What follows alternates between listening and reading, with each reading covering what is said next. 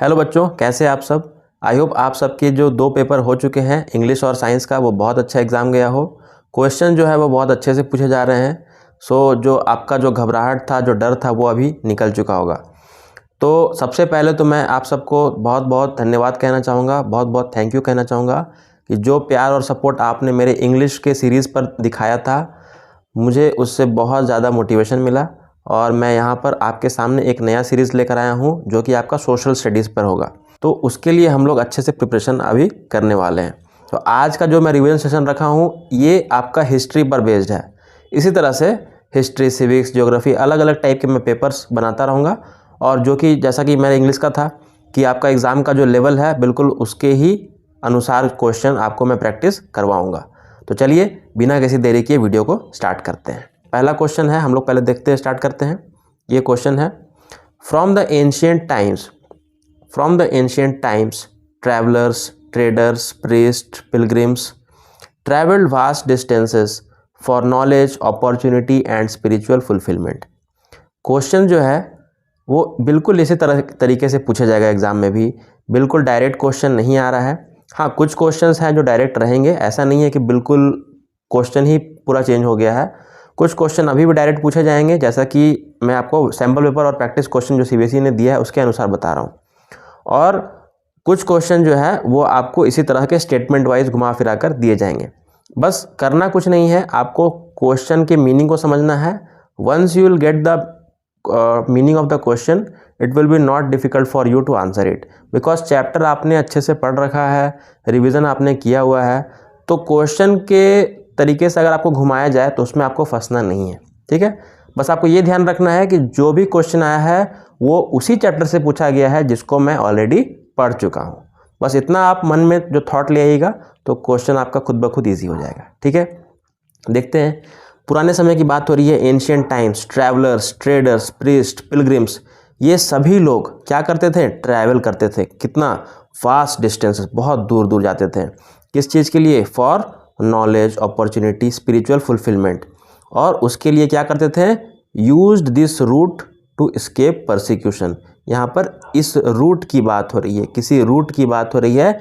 ये छुपने के लिए भी ये लोग करते थे इस्तेमाल। तो इतना कुछ काम होता था इस रूट से। तो justify the above statement about with suitable example. तो आप समझ सकते हैं वो कौन सा रूट है जो आपने हिस्ट्री में पढ़ा हुआ है। अब आप समझ चुके होंगे मैं क्या क्वेश्चन पूछ रहा हूँ। ये सिल्क रूट के बारे में पूछा गया है। बस आपको करना यही है कि जो सेंटेंसेस क्वेश्चन पेपर में दिए रहेंगे उससे आपको टॉपिक को खोज लेना है। अच्छा, ये तो सिल्क रूट वाला क्वेश्चन है, बस सिल्क रूट के बारे में लिख दीजिए, काम खत्म, ठीक है। तो और ये और अच्छा होता है कि इसमें आपको इन्फॉर्मेशन भी दिया रहता है। देखिए इतना कुछ दे दिया है तो आप इससे अपने आंसर्स को भी प्रिपेयर कर सकते हैं, ठीक है। तो इस टाइप के क्वेश्चन से घबराने की बिल्कुल भी कोई बात नहीं है। चलिए अब हम लोग आंसर पर आते हैं। As early as 3000 BCE an active coastal trade, 3000 BCE की बात हो रही है, बिफोर क्राइस्ट एरा। ये एक्टिव कोस्टल ट्रेड, जो कोस्टल एरियाज, जो समुद्री तट के आसपास वाले एरिया में जो ट्रेड होता था, वो आपका इंडस वैली सिविलाइजेशन को भी यहाँ पर लिंक किया हुआ है, ठीक है। इंडस वैली सिविलाइजेशन और जो प्रेजेंट डे वेस्ट एशिया है, अभी के टाइम में एशिया का जो पश्चिमी भाग है उसको जोड़ने का कोई काम करता था, तो वो कौन था? सिल्क रूट था। तो मतलब क्वेश्चन पूछा गया था कि कौन सा रूट था, तो आपने बता दिया सबसे पहले वो सिल्क रूट था। इस तरह से आंसर को सजाना है, ठीक है। ये हो गया पहला पॉइंट। दूसरा पॉइंट, अब सिल्क रूट के बारे में थोड़ा सा और डिटेल बताते हैं कि silk route was one of the most important route that linked distant places, दूर दूर के क्षेत्रों को वो लिंक करता था, ठीक है। सिल्क रूट कौन करता था? Silk route. And this route existed before the Christian era, Christian era के पहले ये होता था। और ये अपने पीक पर कब चला गया, मतलब इस रूट का सबसे ज़्यादा मैक्सिमम यूज़ कब होने लगा? 15th सेंचुरी में, ठीक है। ये एक नया इन्फॉर्मेशन आपने दिया। देखिए आप चाहे तो सेम आंसर को जैसे मैंने पॉइंट वाइज लिखा हुआ है, आप इसको पैराग्राफ के फॉर्म में भी लिख सकते हैं, पॉइंट वाइज भी लिख सकते हैं, दोनों में से जो आपको अच्छा लगे, ठीक है। These routes were great example of booming pre modern trade and the growing cultural relationship between distant places across the world. जो आज ग्लोबलाइजेशन जो हम लोग देख रहे हैं, जो प्री मॉडर्न ट्रेड मतलब मॉडर्न ट्रेड होने के पहले का समय, वो उस समय सबसे ज़्यादा यूज़ होता था। और जो ग्रोइंग कल्चरल रिलेशनशिप है, जो आज जो ग्रो हो गया है, जो हम लोग जिसको ग्लोबलाइजेशन कहते हैं कि हम लोग एक दूसरे के कल्चर को जानते हैं, उसका शुरुआत कहाँ से हुआ? तो वो सिल्क रूट से ही हुआ था, ठीक है। फिर उसके बाद हम लोग देखते हैं आगे। Religious preachers across different faiths ranging from Buddhism, Christianity, Islam had traveled through these routes.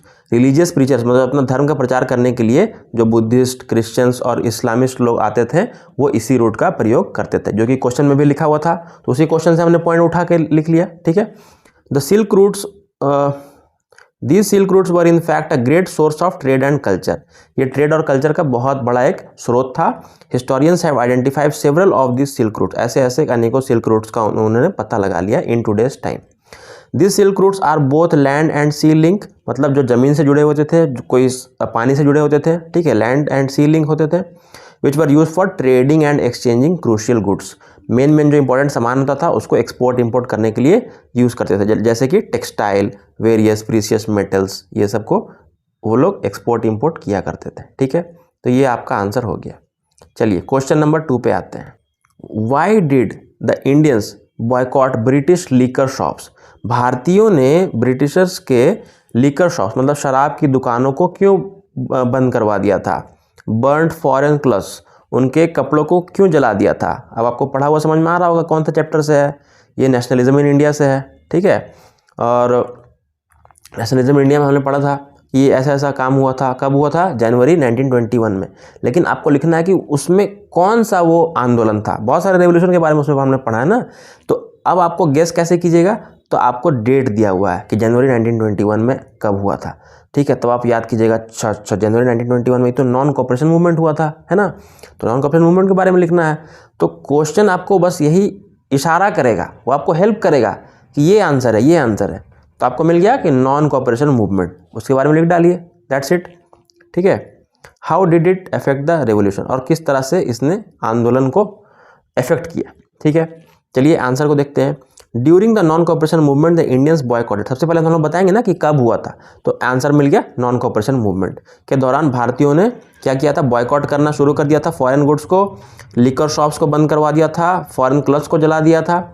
और इसका रिजल्ट क्या हुआ?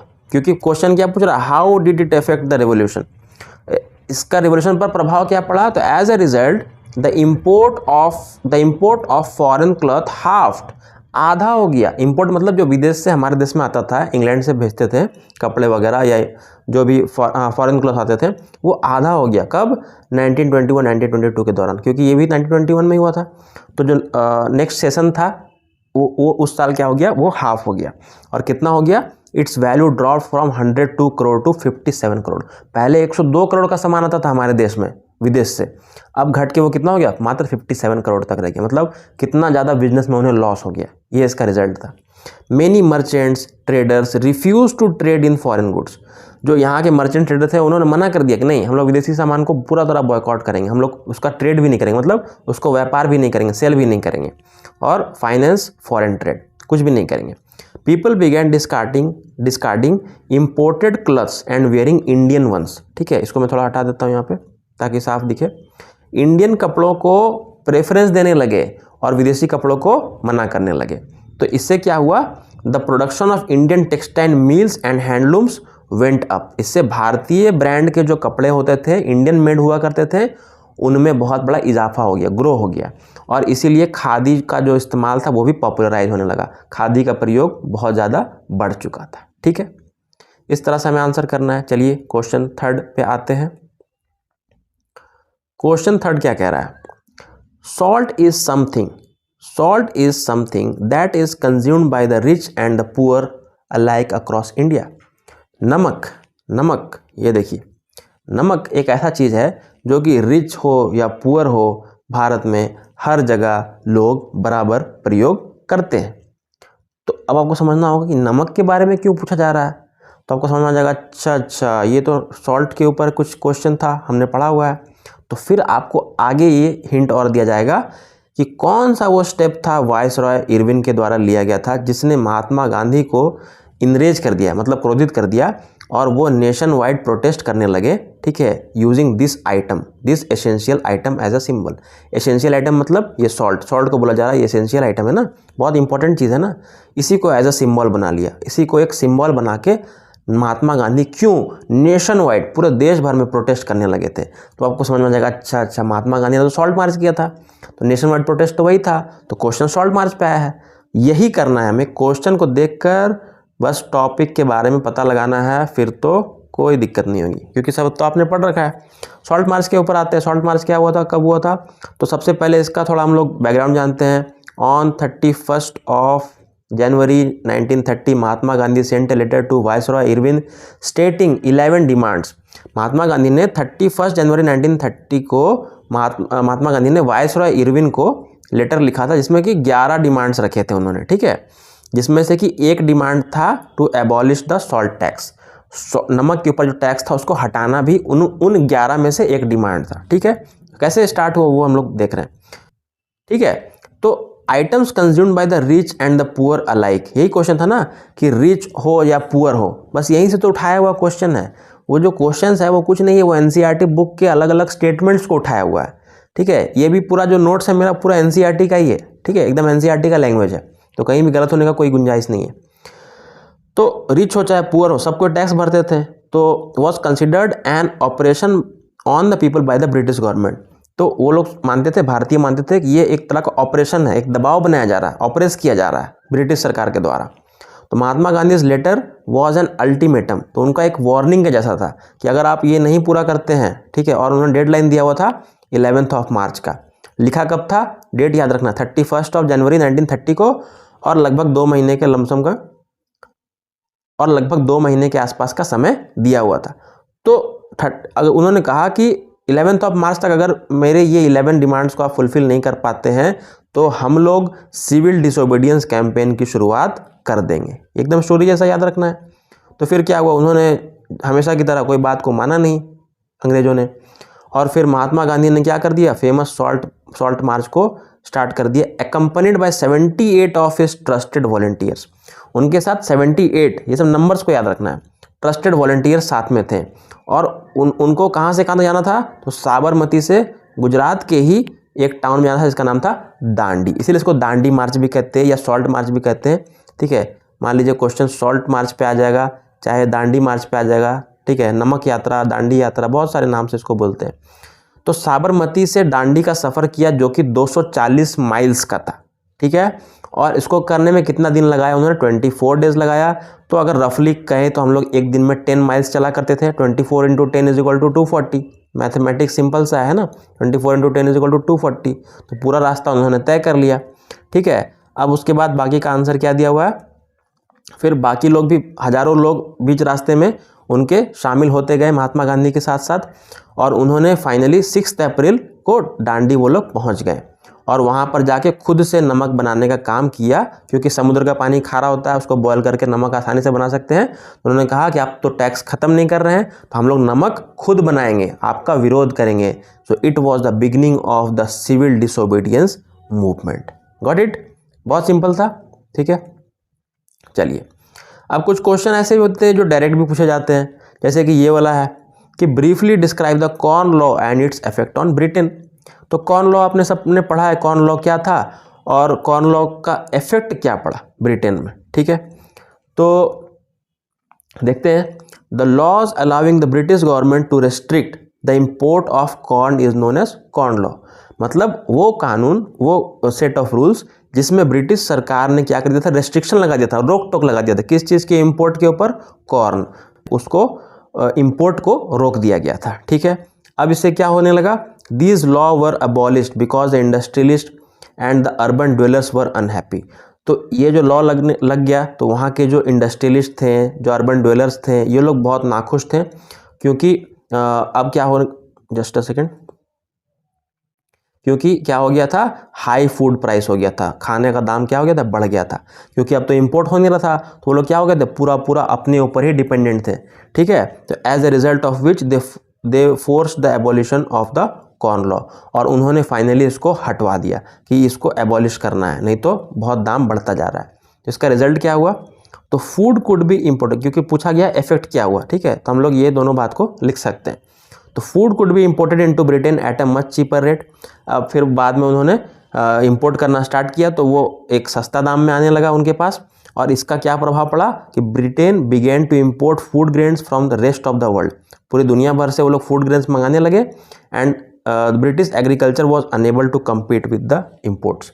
और जो इंपोर्ट आ रहा था और जो उनका खुद का बनाया हुआ था उनसे वो लोग मार्केट में compete नहीं कर पा रहे थे, ठीक है, लड़ाई नहीं लड़ पा रहे थे मार्केट में, ठीक है। क्यों? क्योंकि जैसा हमने पढ़ा कि जो इंपोर्ट होकर दूसरे कंट्री से आ रहे थे वो ज़्यादा चीपर रेट में हुआ करते थे, ठीक है। यही इसका छोटा सा इम्पैक्ट था। तो ये छोटा सा क्वेश्चन इससे भी पूछा गया, ठीक है। तो चलिए, ये था आज का सेशन नंबर 1। इसी तरह से मैं और भी कई सेशंस लाऊंगा हिस्ट्री के ऊपर, ज्योग्राफी के ऊपर, सिविक्स के ऊपर, और उसको हम लोग लगातार प्रैक्टिस करते रहेंगे जब तक कि एग्ज़ाम ना हो जाए, ठीक है। तो चलिए मिलते हैं नेक्स्ट वीडियो में कुछ नए नए इंटरेस्टिंग क्वेश्चन के साथ। तब तक के लिए पढ़ते रहिए, रिवीजन करते रहिए। Thank you so much.